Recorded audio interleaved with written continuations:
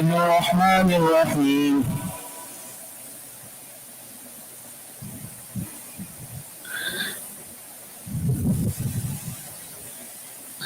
وقال فرعون يا هامان ابن لي صرحا لعلي أبلغ أسباب السماوات فأطلع إلى إله موسى وإني لأظنه كاذبا وكذلك زين لفرعون سوء عمله وصد عن السبيل وما كيد فرعون إلا في تباب. Surah Mumin we were discussing, and yesterday we started the discussion of the Rajul Mu'min min Ali Fir'aun, the believing man who was from the family of Fir'aun. And the Mufassirun and the commentators have mentioned that he was the Chachazad Bayi. In other words, he was the paternal uncle's son, the cousin brother of Sayyidina. He was a cousin brother of Fir'aun. He was a cousin brother of Fir'aun. And he was the heir apparent to the throne. That he was next in line to the throne. But subhanAllah, until this moment he was concealing his iman. As the Qur'an says, يَكْتُمُ إِيمَانَهُ. He was concealing his iman. People didn't know, or at least in those circles, Fir'aun and his people weren't aware of his iman and his acceptance of Musa alayhi salatu wasalam as a prophet and Allah subhanahu wa ta'ala as his Lord. So he comes and he starts inviting them and he calls them and he's explaining to them what they've been given in terms of this wealth and this honor and privilege. This is today, tomorrow things can take a turn to the worst. He's warning them that just leave this man alone. If he is correct, then we have reason to fear.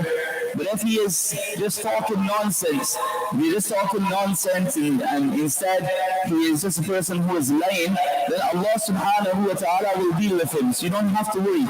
So you don't need to go and kill him. You don't need, because that was what Fir'aun was talking, that was what Fir'aun was threatening to do. So now he starts to get Fir'aun. He listens to his advisors, and one of the last advices he gave was, remember when Yusuf came, and then when Yusuf ﷺ departed, some of you mocked and said there's never going to be a messenger after. And then according to some narrations, it was that the people, the ancestors, they started regretting that look at this. Yusuf was such a good man. Yusuf was such a great individual, a man of impeccable character, and now we're never going to see another like him again. So he was reminding them in this moment that don't make the mistake a second time. That Allah has blessed you with Sayyidina Musa. Why are you making this mistake again? Don't make the mistake a second time. Hold fast to this man. Hold fast to what he has brought forth. So now Fir'aun speaks. وَقَالَ فِرْعَوْنُ يَا هَامَانُ ابْنِ لِي صَرْحًا لَعَلِّي أَبْلُغُ الْأَسْبَابَ. He comes forward and says that, scoffing at what this man is inviting towards from the oneness of Allah and belief in Allah alone, he says, O Haman, build a tower for me, so that I may reach the pathways, the asbab, the pathways. Asbab refers to those things that you will adopt to reach your goal, right? He says, build for me a tower so that I may reach, in this case, that will be the roads. The roads are the ways, asbab as-samawat, the roads to the heavens, فَأَطَّلِعَ إِلَىٰ إِلَهِ مُوسَى, so that I can have a close look at the Ilah and the God of Musa. وَإِنِّي لَأَظُنُّهُ كَاذِبًا, and I strongly feel that he is a liar. So he's using the word أَطَّلِعُ إِلَىٰ إِلَهِ مُوسَى. So build for me, Haman, such a tower, such a building that I can climb, because according to his understanding, the Ilah of Musa, the God of Musa, is in some big castle, some big mansion, some big palace in the heavens. So he's saying, build for me a huge tower that I can get to the sky, then I can walk around. And Attali means that I can take a quick glance. Because he's saying, if I'm the only true God, when he used to reference himself that he is the true God, I'm the really and truly only God. But if you're saying there is another God, then I can go and I can walk around there, and I can try to steal the glass because, of course, I don't have no authority to go and have a conversation with that God. So he's he's scoffing and being very, very sarcastic in his remarks here. So I was going to try to see if I can sneak a glance at Musa's God. But really and truly, I think he's just talking nonsense. He's a big liar. Musa is just lying. He's not honest in what he was saying. Allah says, وَكَذَلِكَ زُيِّنَ لِفِرْعَوْنَ سُوءُ عَمَلِهِ وَصُدَّ عَنِ السَّبِيلِ. Now in this way, in this manner, the evil of his actions was made appealing to Fir'aun, and he was prevented from the path of the truth. So his actions were made appealing, and he was barred and he was prevented from the truth. وَمَا كَيْدُ فِرْعَوْنَ إِلَّا فِي تَبَابٍ. And the scheme of Fir'aun led only to destruction. Now, this is important. This is amazing. Everything is amazing for Quran, of course. Allah the way He explains it was Allah says, وَكَذَلِكَ زُيِّنَ لِفِرْعَوْنَ. Allah made the actions of Fir'aun appealing to him. Now the rest of the world will know that he is talking nonsense. The rest of the world and all his people around him knows that he is talking nonsense. First they are telling him that Fir'aun, don't kill this man. Don't kill this man. And it was not only Rajul Mu'min, not only the believing man, but others, according to the Tafasir, they told Fir'aun that, no, leave him alone. Don't kill Musa. They understood that what this man is bringing is not magic. There's something greater. And if we deal with him in the wrong way, then really and truly, we'll get the backlash, we'll suffer the consequences. We'll see, Fir'aun, just relax, take your time, don't trouble him. Then he's asking for this absurd nonsense to build up a huge tower. Now, did he build the tower or not? Some commentators mentioned he did build it. And he did build a huge building, but of course, and then some commentators said what happened is Jibreel came and really touched it with his wing and it dropped. And other commentators said that is not, Allah knows best, but there's no possibility to build something that high. Because as we know, when we look at those huge towers in the Middle East, right? How much has to be spent on it and how great the foundation has to be. But you can only reach so high because the atmosphere and the power of the building will not be able to withstand the natural elements. So it says that whether he built it or not doesn't really matter, but it does seem that even if he tried to build it, it couldn't stand on its own, so of course, it dropped down. It basically was demolished. So he couldn't get what he wanted. But subhanAllah, what is happening here, and this is what the Quran is emphasizing, زُيِّنَ لِفِرْعَوْنَ سُوءُ عَمَلِهِ.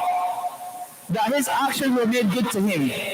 Were made to look like it is practical to him, whereas everyone else around him knows that he was talking nonsense. You know, sometimes you think of that in terms of dictators nowadays. What are you saying?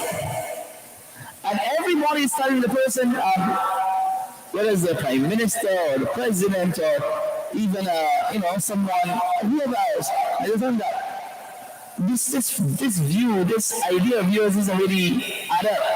And people are just laughing behind, and you're thinking, this is nonsense. How can you think like this? But this is Allah subhanahu wa ta'ala to that individual makes it look so, shaitan makes it look so pleasing. And Allah, because that person has disobeyed, Allah lets him go along with their folly. So that is it. Shaitan makes things beautiful for us. And we think, oh, this is correct.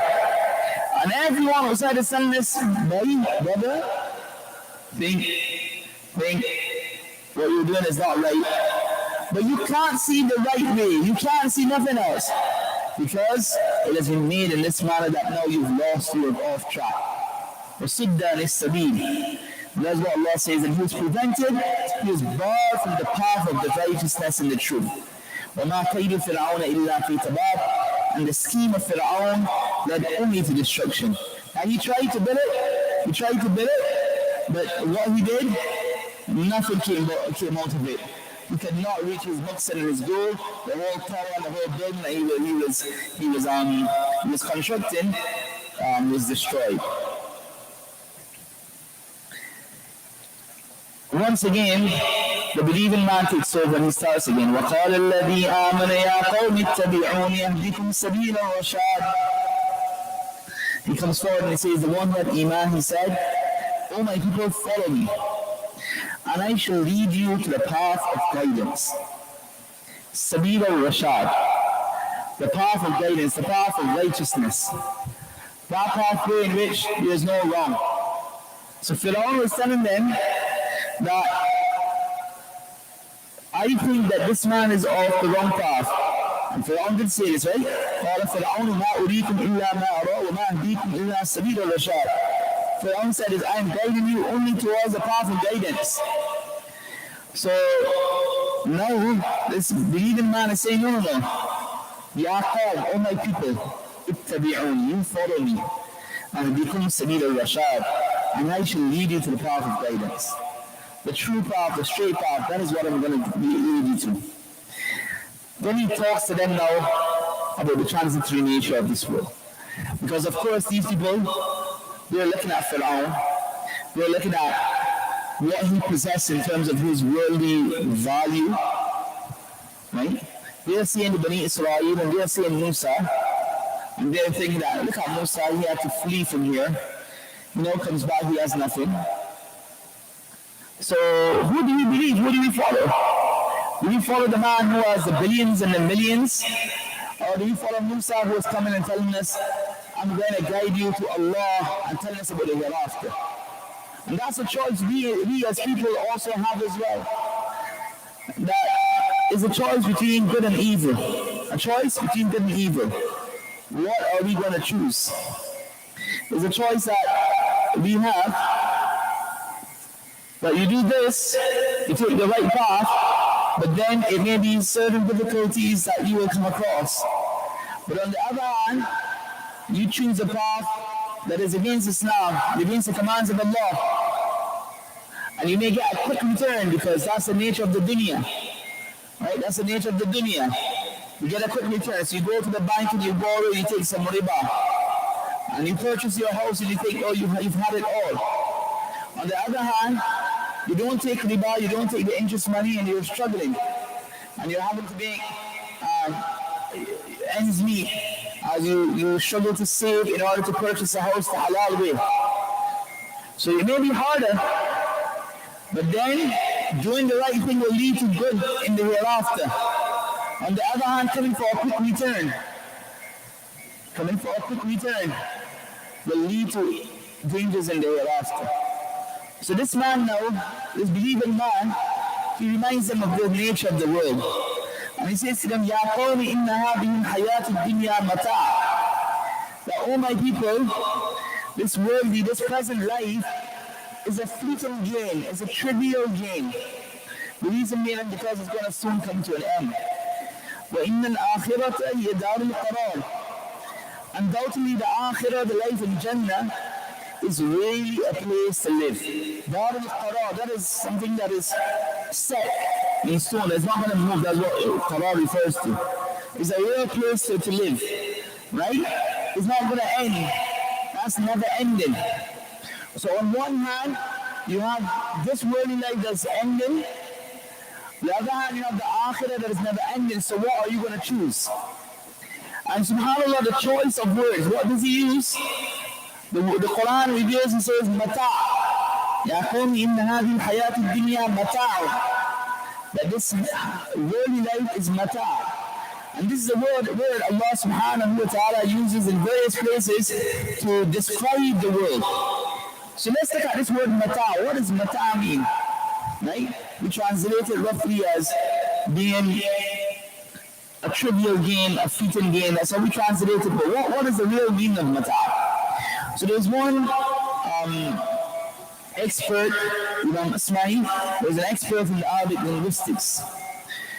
So he said that I went deep into the Bedouin tribes in search of 3 words. I needed the meaning for 3 words because what happens, the Bedouin language, that is the language that is not contaminated. Usually what happens, the city language, you go anywhere. You go to a city, you'll have a mixture of dialects and mixture of languages. So you'll have a bit of the true, it's even in today's thing, you may go somewhere and you have English being spoken, but it's the English that's mashed up, right? Especially when you have people from different cultures and backgrounds. A real easy way to understand this, if you go present day in Makkah, Medina, and you go to the town centers, and you see the people speaking Arabic, so one word will be Arabic, another will be Urdu, another will be English, and it's all mixed up, and even the Arabic that they're speaking is not what we call the classical Arabic. So when someone, if your brother goes to speak to them, they laugh and say, hey, what kind of nonsense you're coming with? But really and truly, Mufti Sahib is speaking the correct Arabic. He's speaking the eloquent, classical, Quranic Arabic. But they'll not be able to sometimes they'll be like, wow, this man can really speak. Because what they're speaking is just everything mashed together, right? Everything mashed together.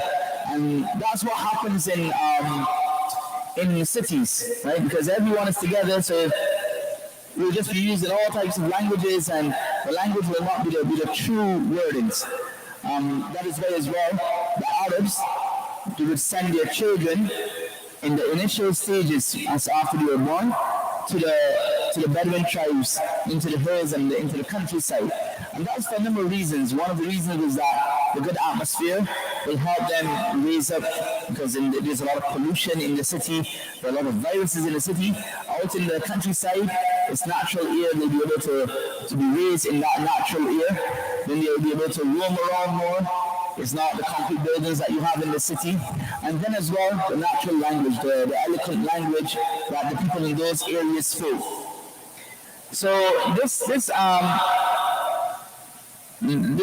imam, this expert in Arabic linguistics, he said that he had three words. He wanted to know what the real meaning. Where did these words come from?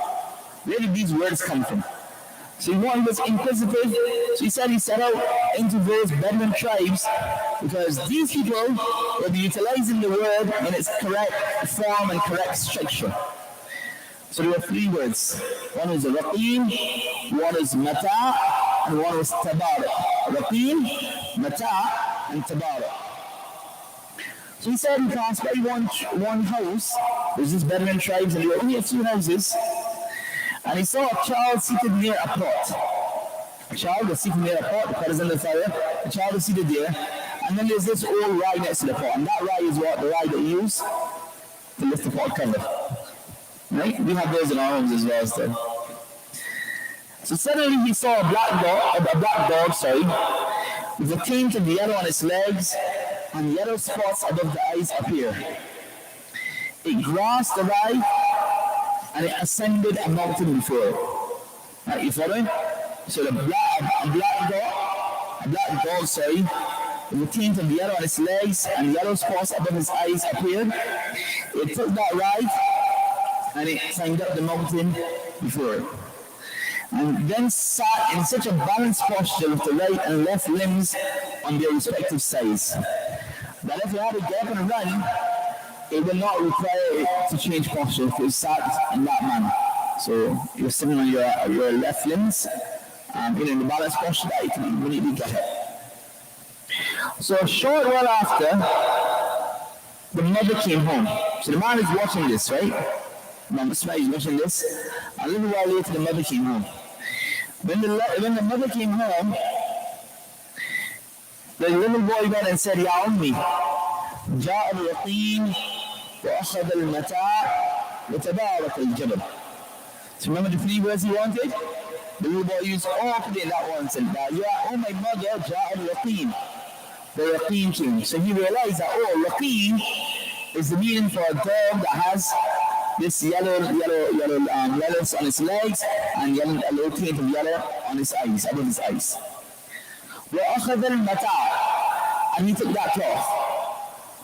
وتبارك الجبل, and he went and he sat on the mountain in that manner that he was waiting to pounce, because that's usually, dogs will sit in that way when they're being alert, they're waiting to pounce on anything, they're able to quickly get up. So he understood, tabarak basically means that you're sitting in that method. You're climbing and you're sat in that manner, and they're waiting anytime to attack. Raqeen, he understood, it refers to that dog. And mata'na, which is one of the words he wanted to know, refers to that cloth. So subhanAllah, the Qur'an uses mata' to talk about the world. that the world is like that cloth. In other words, that rag has no value whatsoever. If you check in our homes, what type of rag are we using to take off the lid of the pot? Any old rag is not a rag that you go to the shop. Yes, you do have pot covers and all that, pot holders nowadays, but especially when you're doing a cookout outside, what type of rag you use? Any old rag, you say, bring a rag for me, right? So it's not something that you go to an expensive supermarket or shop and purchase with this in mind that I'm buying this because I want this rag to be my pot cover, pot holder, and lift up my pots. Use anything. All the, when the cloth, the jubbah that you're wearing that is now you can't wear anymore. And just a note on this, for those who are listening, Mr. Bilal, I think Islam is doing a collection for used clothing that we can donate to the poor. So please, anyone who has any used clothing that, mashallah, you don't want, we are buying new clothes, so we get rid of the old ones. That's the way it should be. When we purchase something, then we give sadaqah, we give that we don't need now to the less fortunate. There are many who are unable to go and purchase a new garment. At least we have good enough clothing that others can use instead of just discarding it or instead of just placing it in the back of our wardrobes or our cupboards. And then it's no use for anyone. At least come take them, donate them to these charitable causes. Inshallah, many others will be able to benefit from. So the mata usually is those clothes, those pieces of cloth that we don't have no use for. And then the sisters, the ladies, they'll cut it up and they'll use it to wipe its spills or use it in the home for any old thing. So what is being taught to us here is that is how the world is. The world is like that cloth. It has no value. It has no value. So Allah subhanahu wa ta'ala, whenever he uses the word mata', that should now be in our minds. That the world has no value whatsoever. So Ya qawmi inna hadhihi al-hayat ad-dunya mata'. Now this world is a trivial game. Wa inna al-akhirata hiya dar al-qarar. On the other hand, undoubtedly, the akhirah, the life in Jannah, is really a place to live. Now he continues. من عمل سيئة فلا يجزى إلا مثلها ومن عمل صالحا من ذكر أو أنثى وهو مؤمن فأولئك يدخلون الجنة يرزقون فيها بغير حساب. That whoever commits a sin, whoever commits an evil, shall be punished only for it. That's the mercy of Allah. One sin, one punishment. Right? So you do one sin, you will only be committed, you punished for that one sin. It's not that Allah subhanahu wa ta'ala say one sin, now 10. No. That's the mercy of Allah.